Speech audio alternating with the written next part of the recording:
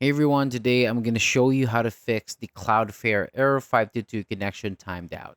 So if you're seeing this error when trying to open your website, it usually means that Cloudflare is unavailable to connect to your origin server before the connection times out. So the good news here is that there are a few things that you can check to help fix the problem. So let's get started. So the first thing you need to do here is to open your browser and go to the Cloudflare dashboard, sign into your Cloudflare account, then select the website that's showing the error 522 message, and make sure you've opened the correct domain before making any changes since every website has its own settings.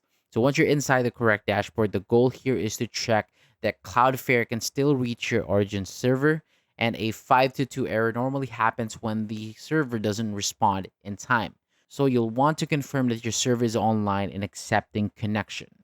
And then you should also make sure that your Cloudflare settings are correct and that nothing is blocking Cloudflare from communicating with your server. And if your server has a firewall or security rules enabled, check that they aren't blocking Cloudflare's requests. So incorrect settings or blocked traffic can prevent Cloudflare from completing the connection, which leads to the timeout error. And after checking everything, save any changes if needed, then refresh your website and see if the error has been resolved.